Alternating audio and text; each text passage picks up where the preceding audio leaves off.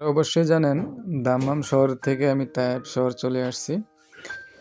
তো এখানে আসার পর তো কোম্পানিতে আপনারা অনেকেই জানেন সেফটি মিটিং করতে হয়। সেফটি মিটিং করার জন্য সেখানে গিয়েছিলাম। যাওয়ার পরে দেখি তায়েব শহর তো এমনিও অনেক সুন্দর। পাহাড়ে ভরা, মরুভূমি আছে, অনেক গাছপালাও থাকে। তো দেখতে আসলে খুবই অপূর্ব। তার মধ্যে উটগুলো দেখে আরও খুশি হলাম।